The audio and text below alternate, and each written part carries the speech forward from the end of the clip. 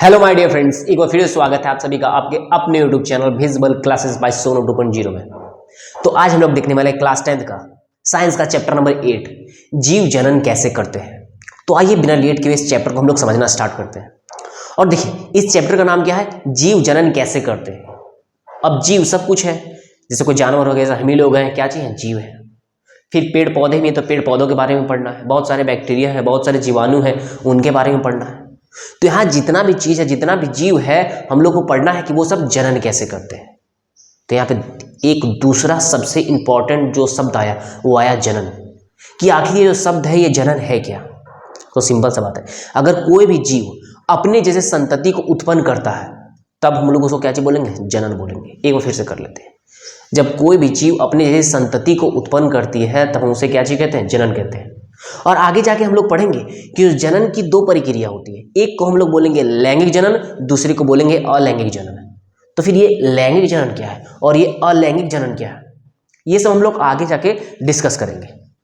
तो आइए बारी बारी स्टेप बाय स्टेप हम लोग क्या चलने वाले हैं। तो सिंपल सा बात है, हम लोग सबसे पहले क्या पढ़ेंगे? ठीक है, सबसे पहले हम लोग ये पढ़ लेते हैं कि जीव के बारे में, थोड़ा सा जीव के बारे में समझ लेते हैं। अगर जीव है, हम ही एक जीव है, पेड़ पौधे हैं या पेड़ पौधे हैं, कोई जानवर है या कुछ और है। अगर उसको जीवित रहना है तो जीवित रहने के लिए उसको क्या क्या चाहिए? उसको क्या चाहिए? खाना चाहिए, उसको श्वसन चाहिए, सांस लेने में सांस श्वसन चाहिए, उत्सर्जन चाहिए, उत्सर्जन भी करना चाहिए उसको, ठीक है, पोषण भी चाहिए। तो क्या जीवित रहने के लिए जनन इंपॉर्टेंट है? फिर से मैं आपको एक बार बोल दूँ, समझिए, आप एक जीव है, तो एक जीव को जीवित रहने के लिए क्या क्या मिलना चाहिए? तो बोलेगा कोई भी श्वसन चाहिए, उसको भोजन चाहिए, वो उत्सर्जन भी करना चाहिए। चलिए ये सब चीज़ ठीक है, लेकिन हम अगर ये वर्ड ऐड करें कि क्या किसी भी जीव को जिंदा रहने के लिए जनन करने की आवश्यकता है, तो सिंपल सा आंसर होगा नो। अगर किसी भी जीव को जिंदा रहना है तो उसको जनन करने की आवश्यकता नहीं है, वो अनिवार्य नहीं है। फिर प्रॉब्लम है, अगर जनन करना अनिवार्य नहीं है और जो जनन करने की प्रक्रिया है इसमें बहुत ज़्यादा ऊर्जा का ह्रास होता है, तो फिर ये प्रक्रिया को लोग करते क्यों? ये प्रक्रिया फिर इतना ज़्यादा इंपॉर्टेंट क्यों है? तो आइए इसका भी आंसर हम लोग देख लेते हैं। अगर यही बात है, अगर कोई भी स्पीसीज है, अगर कोई भी स्पीसीज की संख्या बहुत ज़्यादा है तो हम लोग को उसके अस्तित्व के बारे में जानकारी मिल जाता है। जी देखिए, अब यहाँ फिर से एक टर्म आया स्पीसीज, इसको भी हम लोग समझ लेंगे। आप पहले इतना समझ लो कि अगर कोई भी चीज़ है, अगर समझ ले बहुत सारा, अगर समझ ले एक बहुत ही बड़ा चिड़ियाघर है, अब उस चिड़ियाघर में 100 गो हाथी या शेर, समझ शेर है, अब 100 गो शेर है, अब 100 शेर है, सब 100 शेर को सब कुछ मिल रहा है, उनको खाना मिल रहा है, श्वसन मिल रहा है, उत्सर्जन भी वो सब कर रहा है, प्रॉपरली रह रहा है, 100 गो शेर है, लेकिन वो सब जनन नहीं कर रहा है, अपने जैसे संतति को उत्पन्न नहीं कर रहा है। तो हो सकता है आने वाले 10 साल 15 साल में 100 में 100 मर जाएगा, फिर एक भी शेर उसमें नहीं बचेगा। तो इससे एक सिंपल सा मतलब हम लोग को समझ में आता है कि अगर अपने स्पीसीज को अस्तित्व में बनाए रखना है, अगर अपने स्पीसीज को अस्तित्व में बनाए रखना है तो जनन की प्रक्रिया बहुत ही ज़्यादा आवश्यक है। बस यही है। अगर सिंपल सा बात है, अगर शेर को ये चाहिए कि हमारा जो जाति है आगे कई वर्षों तक बना रहे, तो उसको जनन की प्रक्रिया को दोहराना होगा, उनके संतानों को दोहराना होगा, उनके संतानों को दोहराना होगा, तब उनका जो स्पीसीज है वो बना रहेगा। अब यहाँ पे मैं बार बार एक चीज़ बोल रहा हूँ, स्पीसीज। भाई ये स्पीसीज क्या है? ठीक है, तो अगर बात करेंगे स्पीसीज क्या है, देखिए स्पीसीज मतलब प्रजाति होता है। ये स्पीसीज क्या है? अब जरा देखिए, तो स्पीसीज जीवों का वह समूह जो प्रकृति में उपलब्ध है, जीवों का वह समूह जो प्रकृति में क्या चाहिए उपलब्ध है, वो क्या चीज करके जनन करके अपने संतति को उत्पन्न करते हैं, और उनके जो संतान है उनके पास ये क्षमता है कि वो सब भी जनन कर सकते हैं, तो वो क्या चाहिए? स्पीसीज। अब बहुत ही बड़ा भारी शब्द बोल दिए, एकदम आसानी से इसको हम लोग कर लेते हैं। जैसे सिंपल सा बात है, अगर सिंपल सा बात है, अगर हम यहाँ बोले कि यहाँ पे गाय है, क्या है भाई? गाय है, ठीक है। बात करें एक बैल है, तो गाय और बैल ये सब दोनों मिलकर क्या चीज करेगा? ये सब दोनों मिलकर एक बच्चा लेके आया, तो सिंपल सा ये जो बच्चा लेके आया, तो ये बच्चा के पास क्षमता होगा कि फिर से ये बच्चा लेके आ जाए, और इस बच्चे के पास क्षमता होगा कि फिर से बच्चा लेके आ जाए। इसका मतलब ये सब दोनों क्या चाहिए? स्पीसीज है। लेकिन जरा हम एक चीज अगर ये बात करें, ठीक है, देखिए, अगर एक घोड़ा है,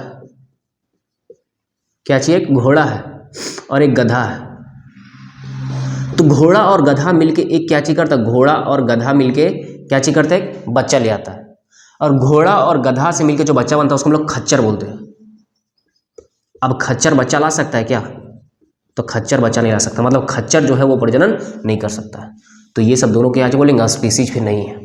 जैसे आप वैरायटी देखे होंगे, आप गाय में भी बहुत सारा वैरायटी देखे होंगे। जैसे इस तरह से बताएं, जैसे इसका ये एग्जांपल हो जाएगा। जैसे देखिए एक बहुत तरह गाय होता है, एक हम बात करेंगे देहाती गाय है और एक जिसको बोलते हैं जर्सी गाय है। तो अभी क्या होता है, देहाती गाय कब दूध देती है, जब वो बच्चा देती है। और जर्सी गाय उसका बच्चा हो या ना हो वो क्या अच्छी करेगी, लगातार दूध देते जाएगी। तो अभी क्या होता है, अभी ये सब दोनों को मिला दिया जाता है।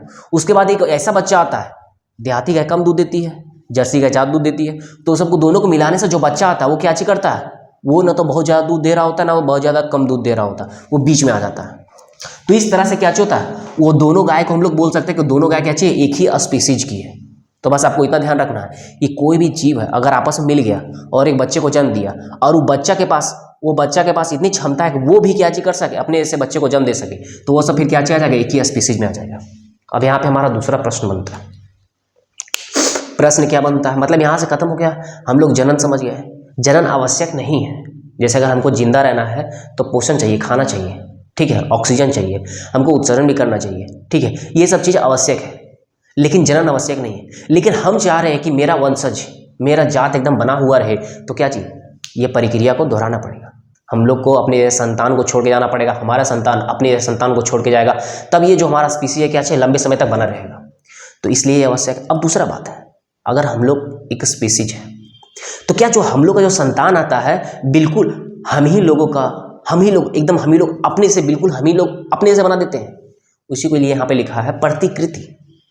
तो क्या जीव पूर्णतः अपने जैसे ही प्रतिकृति का सृजन करते हैं?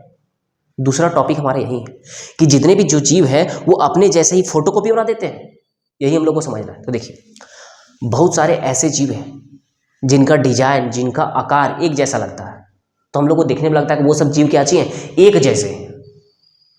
सिंपल सा बात है, बहुत सारे जीव ऐसे हैं जिनका डिजाइन, जिनका आकार एक जैसा, हम लोग को लगता है सब जीव, वो सब जीव क्या चाहिए, बिल्कुल एक जैसा जीव है। लेकिन यहाँ पे भी ये समझना, अगर जीव एक जैसा है, अगर बहुत सारा जीव एक जैसा है, अगर सिंपल सा बात है कुत्ते के जैसा है, अगर हम बात करें जो कुत्ता है तो कुत्ता कुत्ते के जैसा ही है। अब जो नेक्स्ट कुत्ता आएगा वो भी कुत्ते के जैसा ही रहेगा। इसका मतलब अगर ये फोटोकॉपी बन रहा है, ये कुत्ता का अगर क्या बन रहा है, प्रतिकृति बन रहा है, तो इसी के जैसा बन रहा है, इसका इसी के जैसा बन रहा है। इसका मतलब साफ है कि जो ब्लूप्रिंट होगा वो ब्लूप्रिंट भी क्या होगा, समान होगा। ब्लूप्रिंट कहने का मतलब अगर ये मार्कर है तो ये मार्कर से जैसा दूसरा मार्कर आ गया, तो एक मार्कर से दूसरा मार्कर आने के लिए कोई प्रोसेस होना चाहिए।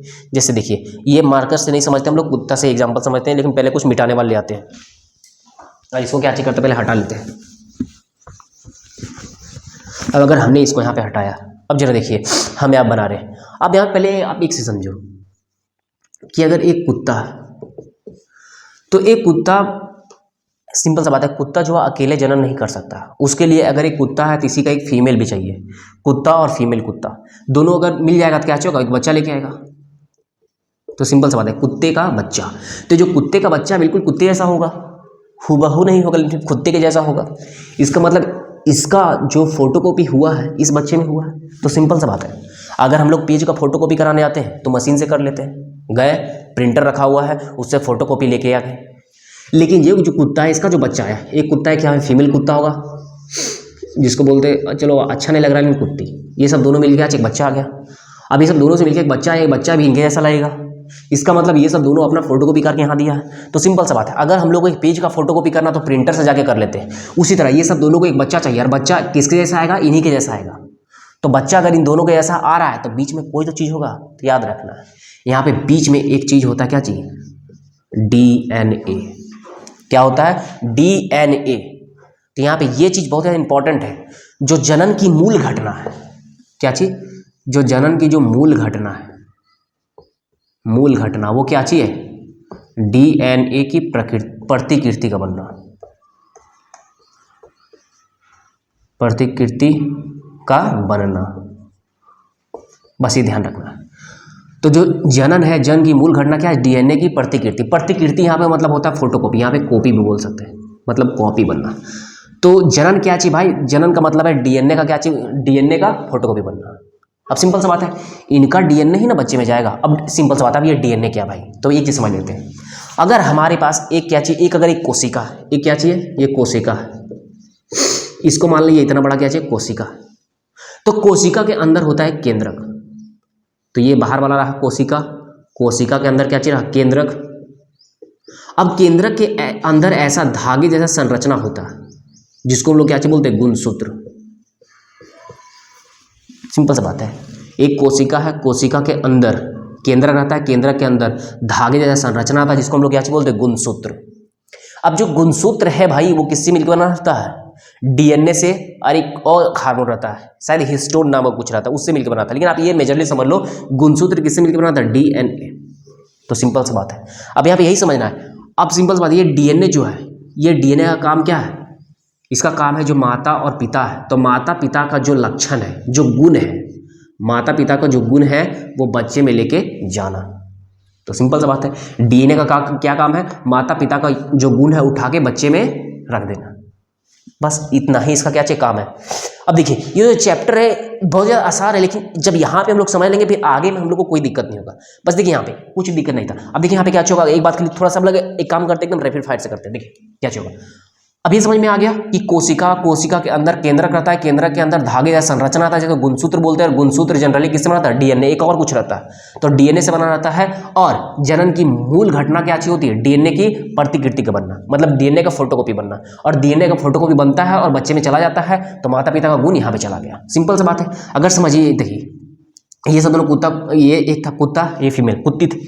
अब इसका भी अपना कुछ डीएनए होगा, इस तरह से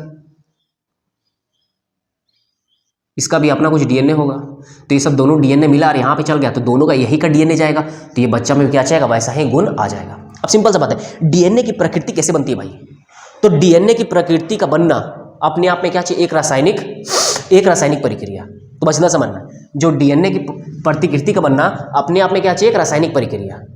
अब देखिए डीएनए की प्रकृति क्या बोलता है, अगर डीएनए की प्रतिकृति अगर बनती है तो डीएनए की पहले दो प्रतिकृति बनती है, और दोनों ये नहीं कि दो बनती है तो आपस में फिर अलग हो जाती है।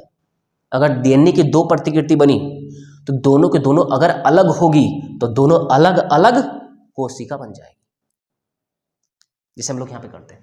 जैसे समझ लें कि फिर से यहाँ पे कोई जीव है, ये कोई सा जीव है, ये कोई सा क्या चाहिए, जीव है, तो ये जीव के अंदर क्या चाहिए होगा, बहुत सारा कोशिका होगा, तो कोशिका के अंदर क्या चाहिए होगा, केंद्र होगा, केंद्र के अंदर गुणसूत्र, गुणसूत्र के अंदर क्या चाहिए होगा, डीएनए, ये होगा।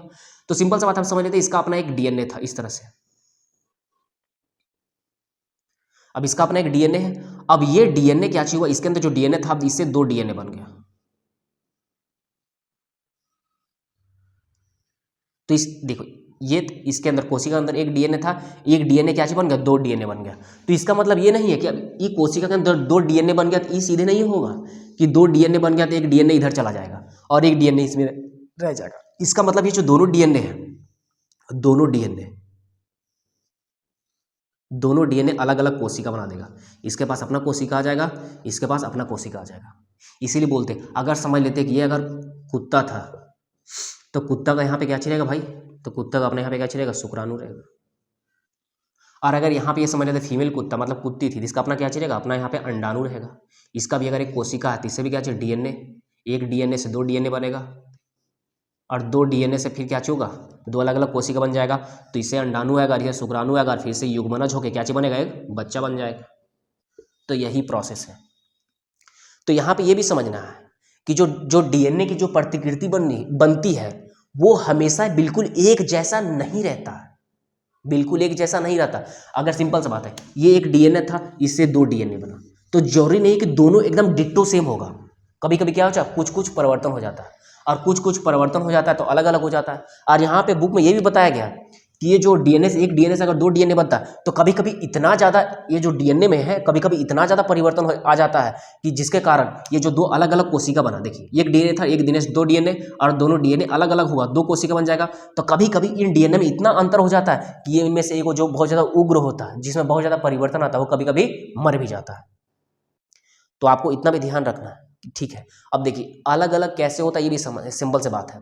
अगर सिंपल से एक डीएनए बना, एक डीएनए दूसरा डीएनए में गया, तो डीएनए बिल्कुल सेम नहीं रहता, थोड़ा सा क्या रहता है, अलग रहता है। बस यहाँ पे यही था। ये बहुत ज़्यादा मतलब लेंदी लग रहा होगा आपको, लेकिन है बिल्कुल सा आसान। अगर आप इसको फोटोकॉपी, जेरॉक्स कॉपी अगर इस तरह से करके अगर थोड़ा सा अगर समझने का कोशिश करें तो इसमें फिर आपको क्या चाहिए, कोई दिक्कत नहीं होगा।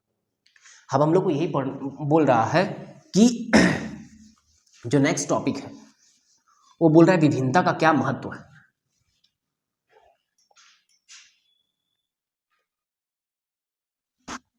तो हमारा जो अगला टॉपिक हो गया विभिन्नता का क्या महत्व है। सिंपल सी बात है, अगर सेम सेम चीज़ बनते रहेगा तो सिंपल सा बात है वो क्या चीज़ सर्वाइव नहीं कर पाएगा।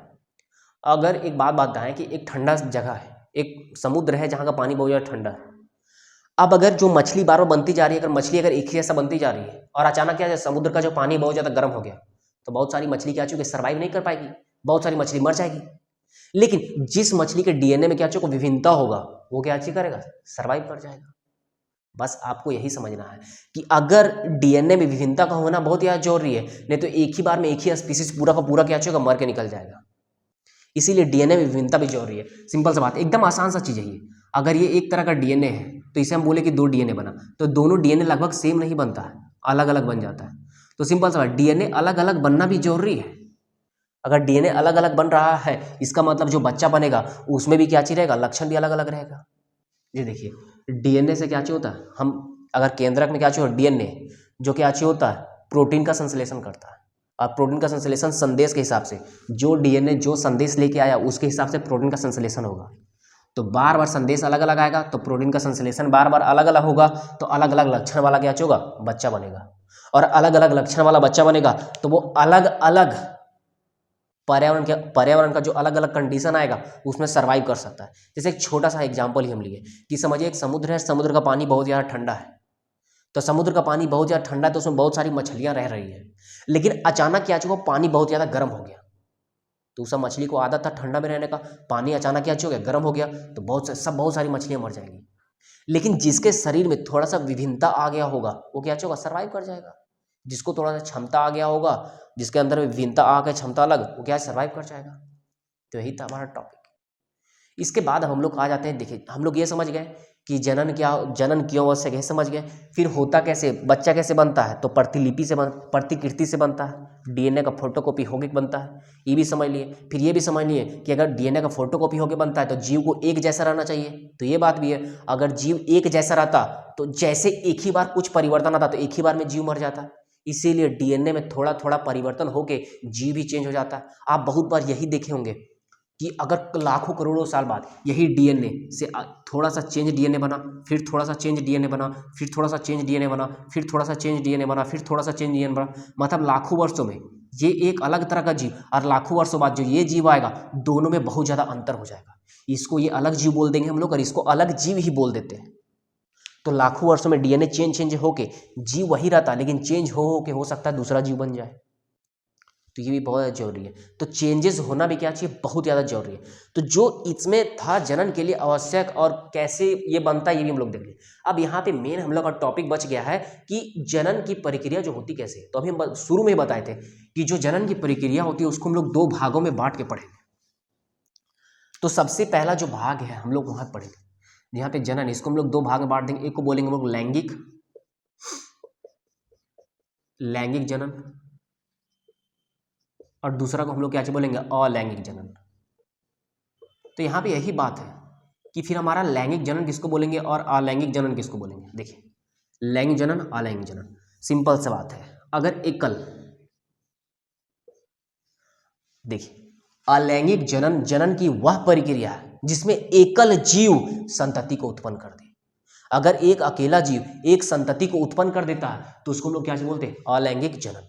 एकदम आसान सा है, जनन की वह प्रक्रिया जिसमें एकल जीव नए संतति को उत्पन्न कर दे उसको हम लोग क्या बोलते हैं, अलैंगिक जनन। तो अभी हम लोग अलैंगिक जनन में बहुत सारा चीज है। जैसे देखिए अलैंगिक जनन में लोग क्या क्या पढ़ने वाले हैं, तो हम अलैंगिक जनन में लोग क्या पढ़ेंगे, विखंडन, फिर हम लोग पढ़ेंगे खंडन, फिर पढ़ेंगे हम लोग पुनरुद्भवन,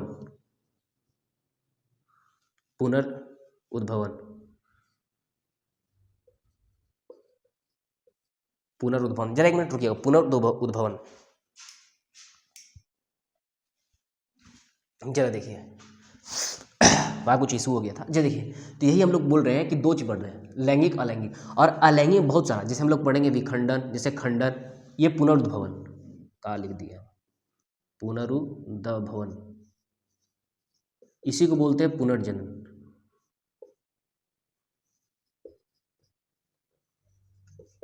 फिर पढ़ेंगे हम लोग मुकुलन, फिर कायिका प्रवर्धन,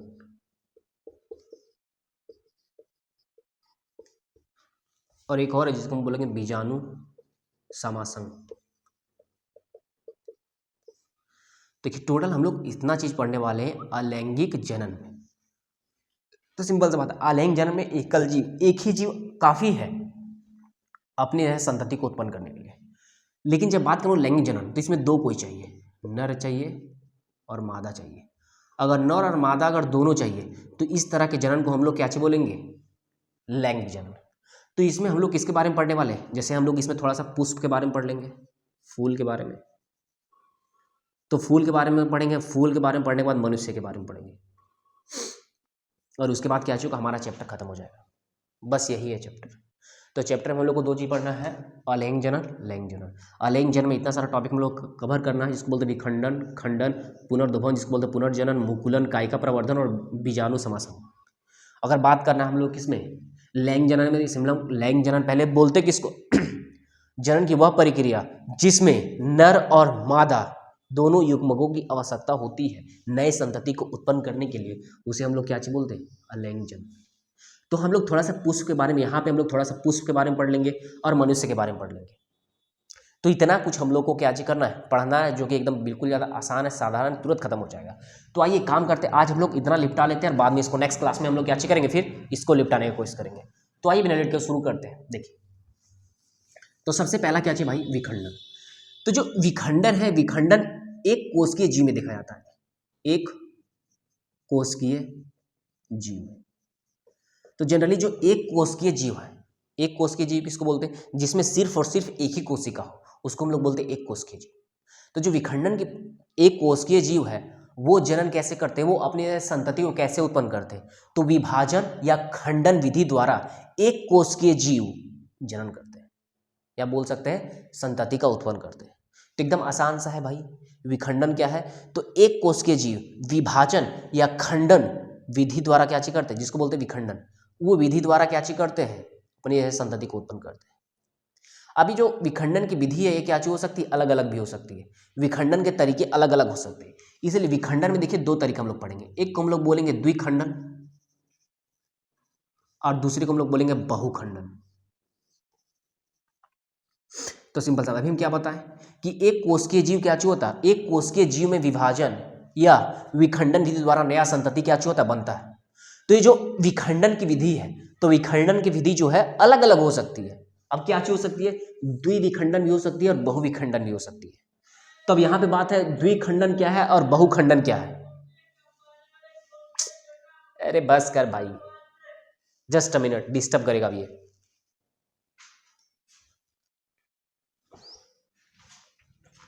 अब जरा देख लीजिए, तो अभी हम लेके पढ़ रहे थे क्या, विखंडन। तो विखंडन बोले, विखंडन का अलग अलग विधि है, जिसमें दो विधि हो जाएगा, एक हो जाएगा द्विखंडन, एक हो जाएगा बहुखंडन। तो द्विखंडन हम लोग को देखने को किस मिलता है, अमीबा में। तो सिंपल सा बात है, अगर ये इस तरह से अमीबा है और इसका केंद्रक है, तो क्या होगा, जो अमीबा है इस तरह से अपना केंद्रक को थोड़ा ऐसे लंबा कर लेगा और बाद में क्या होगा, यही जो केंद्रक है दो भागों में टूट जाएगा। अगर केंद्रक दो भागों में टूट जाएगा तो ये क्या होगा, दो जीव इस तरह से बन जाएगा। तो सिंपल सा बात है, यहां पे अमीबा एक जीव था और एक जीव से देखिए क्या बन गया, ये दो जीव बन गया। तो सिंपल सा बात है, इसी बोलेंगे द्विखंडन। जब एक कोशिकीय जीव दो खंडों में बढ़ जाए और अलग अलग जीव के रूप में विकसित हो जाए, तो इसको हम लोग क्या चीज बोलेंगे, द्विखंडन। तो सिंपल सा बात है, अमीबा में क्या चीज होता है, द्विखंडन होता है। अब यहां पे हम लोग क्या चीज पढ़ना है, बहुखंडन। तो प्लेज्मोडियम देखने को मिलता है, प्लेज्मोडियम।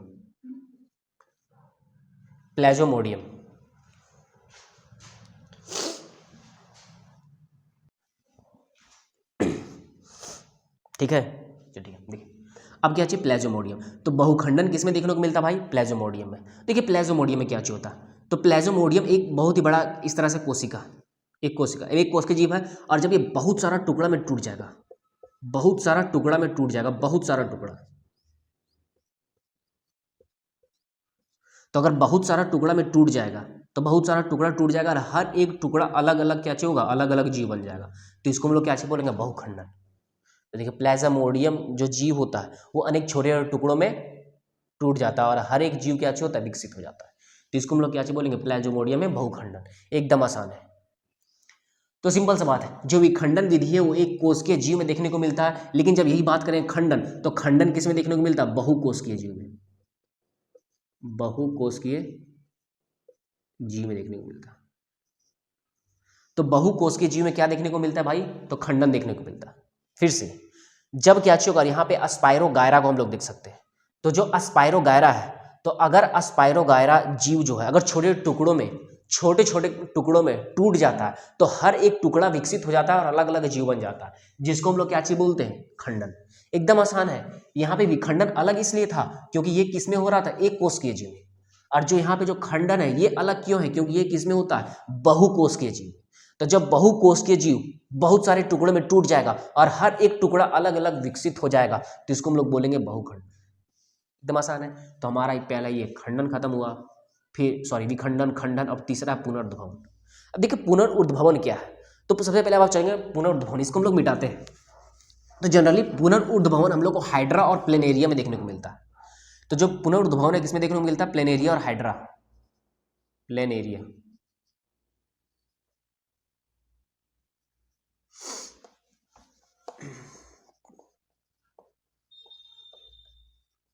प्लेनेरिया और क्या चाहिए, हाइड्रा। तो सिंपल सा बात है, अब हम लोग को जो पुनर्उद्भवन किसमें, प्लेनेरिया या हाइड्रा, दो चीज में देखने को मिलता है। हम लोग प्लेनेरिया का एग्जांपल लेते हैं। अब देखिए अगर किसी कारणवश जो प्लेनेरिया जीव है अगर छत विछत हो जाता है, जैसे अगर बात करें इस तरह से, यहाँ पे फोटो इस तरह से दिया होगा प्लेनेरिया का, अगर समझ लीजिए इस तरह से एक प्लेनेरिया जीव है, अगर किसी कारण जो प्लेनेरिया जीव है अगर किसी कारण से छत विछत हो गया और टुकड़ों में टूट गया, छत विछत हो गया, टुकड़ों में टूट गया है, तो ये टुकड़ा कुछ इस तरह से टूट गया, समझ ले हम। तो देखिए आप समझ लिए 3 टुकड़ा हो गया। तो देखिए जब प्लेनेरिया किसी कारणवश छत विछत हो जाता है, छत विछत या कई टुकड़ों में टूट जाता है, तो हर एक टुकड़ा, ये टुकड़ा, ये टुकड़ा, ये टुकड़ा, तीनों टुकड़ा क्या होगा, विकसित हो जाएगा। तीनों टुकड़ा क्या होगा, विकसित हो जाएगा। इसी को हम लोग क्या बोलेंगे, पुनर्उद्भवन। और यहां भी क्या हो जाएगा, इस तरह से हो जाएगा। तो एकदम आसान सा चीज है। पुनर्उद्भवन क्या है, तो आपसे याद रखना, पुनर्उद्भवन 2 एग्जांपल, हाइड्रा और प्लेनेरिया। तो जो भी लिखो आप, तो देखिए जब हाइड्रा क्या होता है, जब छत विछत मतलब अगर गलती से टूट जाता है, 2 या 3 टुकड़ा कितना भी टूट सकता है, अगर टूट गया और हर एक टुकड़ा अगर अलग अलग विकसित हो गया तो इसी को हम लोग क्या बोलते हैं, पुनर्उद्भवन। ये भी हमारा लिपट गया। अब अगला है मुकुलन। तो मुकुलन देखने में किस मिलता है, ये भी हाइड्रा में देखने को मिलता है, हाइड्रा। अब देखिए हाइड्रा क्या है भाई, तो हाइड्रा अपना सिंपल कोशिका विभाजन, हाइड्रा को बड़ा होना है तो सिंपल अपना कोशिका विभाजन का जो कोशिका विभाजन है उसके अनुसार हाइड्रा क्या होता है, बड़ा होते रहता है। तो जो नियमित कोशिका विभाजन है उसी के दौरान क्या होता है, इसमें एक उभार उत्पन्न हो जाता है। जैसे अगर बात करेंगे, अगर इस तरह से एक हाइड्रा है, वैसे बड़ा अजीब फोटो है, इस तरह से देखिएगा। अब ये समझिए ये इस तरह से हाइड्रा है। अब ये हाइड्रा है तो बोल रहा जो हाइड्रा में जो कोशिका विभाजन होता है, कोशिका विभाजन, तो कोशिका विभाजन का जो नियमित तरीका है वही के कारण क्या होता है, हाइड्रा में उभार उत्पन्न हो जाता है। जैसे फिर से अगर ये हमारा हाइड्रा रहा तो अब देखिए ये छोटा सा यहाँ पे उभार उत्पन्न आ गया। अब यही उभार, ये जो उभार उत्पन्न हुआ, ये उभार, नन्हा सा उभार एक नन्हा पौधा का जीव ले लेगा और फिर बाद में क्या होगा, यही जो नन्हा पौधा है ये क्या होगा, इस तरह से समझिए ये विकसित हो गया और ये हमारा क्या चीज रहा, ये हमारा हाइड्रा। अरे विकसित हो गया और बाद में क्या होगा, ये जो जनक है, जनक ये रहा जनक, इसको जन्म देने वाला, मतलब इसको जन्म देने वाला यही जनक है। तो जनक के बॉडी से अलग हो जाएगा और ये अलग जीव बन जाएगा, ये अलग जीव बन जाएगा। तो ये क्या होता है, हाइड्रा में। अब देखिए एकदम फिर से कर लेते हैं हम, हाइड्रा क्या है भाई, तो बताया अगर आपको समझना है मुकुलन तो आप हाइड्रा के एग्जांपल याद रखो। अब देखिए हाइड्रा क्या करता है, तो जो हाइड्रा में नियमित कोशिका विभाजन के द्वारा हाइड्रा में क्या होता है, उभार उत्पन्न हो जाता है, उभार, देखिए ये उभार आ गया, और यही उभार नन्हे शिशु का रूप ले लेता है, और यही नन्हा शिशु शिशु विकसित होकर मूल जनक के मूल शरीर से अलग हो जाता है और एक अलग जीव बन जाता है, एक अलग जीव बन जाता है। इस तरह से संतान आ जाता है। ठीक है, इसमें आपको कोई दिक्कत होना ही नहीं चाहिए। आई होप आप लोग को समझ में आ रहा होगा। अब देखिए यहाँ के बाद कुछ है नहीं, अगर इतना समझ में आ गया था, दो चीज हम लोग को पढ़ना है, एक पढ़ना है कायिका प्रवर्धन और एक पढ़ना है बीजाणु समासन। तो अब ये सब दोनों भी हम लोग फटाक से लिपटा लेते हैं, इसको काहे छोड़, जब मिटा लेते हैं फिर इसको भी हम लोग क्या करते हैं, लिपटा लेते हैं।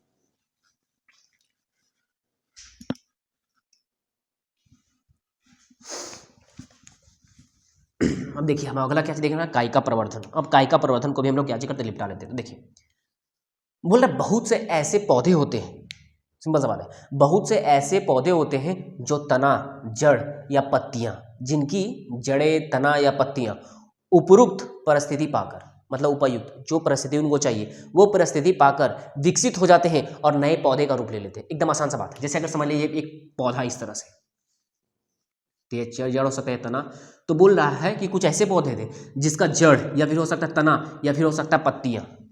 तो कुछ ऐसे पौधे, बहुत से ऐसे पौधे थे जिनकी जड़ा, तना या पत्तियां उपयुक्त परिस्थिति पाकर विकसित हो जाती हैं। जड़ भी विकसित हो सकता है, तना भी विकसित हो सकता है, पत्ती भी विकसित हो सकता है, लेकिन उनके लिए जो परिस्थिति है वो परिस्थिति उपयुक्त होनी चाहिए। जिनको ऐसा, जिनको मतलब जिस तरह से इनको परिस्थिति होनी मिलनी चाहिए उस तरह का परिस्थिति मिलना चाहिए। तो जड़, तना और पत्ती विकसित होगा और क्या चाहिए, विकसित होकर नया पौधा का रूप ले लेगा। यही बताता कायिका प्रवर्धन। अब जरा एक बात देखें, यहाँ पे एक एग्जाम्पल आपको देखने मिलेगा, बायोफिल्म। तो बायोफिल्म के पत्ते में आपको कायिका प्रवर्धन देखने को मिल जाएगा। और सिंपल सा बात है, जो कायिका प्रवर्धन तकनीक है वो कृषि के लिए भी बहुत ज़्यादा क्या चाहिए, इंपॉर्टेंट है। जैसे गन्ना की खेती के लिए बहुत ज़्यादा आवश्यक है। तो सिंपल सा बात है, जो ये हमारा कायिका प्रवर्धन ये बहुत ज़्यादा कृषि के लिए बहुत ज़्यादा उपयोगी है, जैसे गन्ना के लिए। और ये भी कायिका प्रवर्धन के और भी बहुत ज़्यादा लाभ है। जो हमारा कायिका प्रवर्धन है इसके और भी ज़्यादा लाभ है। अब इसके क्या लाभ है, कुछ ऐसे पौधे होते हैं जो बीज उत्पन्न करने की क्षमता को खो देते हैं। सिंपल सा बात है, अभी भी बहुत सारे ऐसे पौधे थे जो बीज उत्पन्न करने की क्षमता खो देते हैं। तो अगर जो पौधा बीज उत्पन्न करने की क्षमता को खो चुका है उसको हम लोग कायिका प्रवर्धन विधि द्वारा क्या कर सकते हैं, उगा सकते हैं। और इसका क्या फायदा है, एक पौधा जिसको कायिका प्रवर्धन द्वारा उगाए हैं, दूसरा पौधा सेम पौधा, दोनों समझ लिए आम का पौधा, आम का पौधा। अब एक पौधा को, एक आम का पौधा बीज से उगा है और एक आम का पौधा कायिका प्रवर्धन से उगा है। तो जो कायिका प्रवर्धन से उगा है वो छोटा ही रहेगा फिर भी आम देगा, लेकिन जो ये बीज से उगा इसको पहले बड़ा होना पड़ेगा तब ये देगा। तो ये समझना है कि जो कायिका प्रवर्धन द्वारा जो भी पौधा उगाया जाता है जल्दी से क्या चीज करते हैं, फल फूल देते हैं। अब कायिका प्रवर्धन द्वारा उगाना मतलब जड़ को विकसित करके उगा लिया आप, तना को विकसित करके उगा लिया आप, पत्ते को विकसित करके उगा लिया आप। जैसे देखे होंगे बहुत सारा ऐसा लोग होता है, जैसे गुलाब का फूल देखा तो गुलाब का एक टहनी कट करेगा, अब कट करेगा, आप उसको उपयुक्त परिस्थिति दो तो वो अंकुरित हो जाएगा, फिर उसको आप लगा दो, निकल जाएगा। तो कायिका प्रवर्धन विधि बहुत ज़्यादा क्या चाहिए, अच्छा भी है, कृषि के लिए भी अच्छा है। और कायिका प्रवर्धन विधि उन पौधों के लिए बहुत ज़्यादा, उन पौधों के लिए क्या चाहिए, उपयोगी है जो बीज उत्पन्न करने की क्षमता खो चुके हैं, उनको हम कायिका प्रवर्धन विधि द्वारा क्या कर सकते हैं, उगा सकते हैं।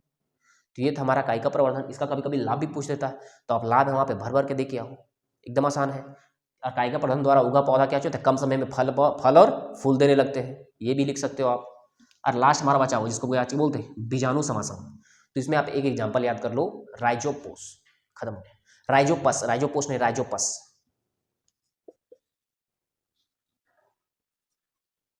राइजोपस।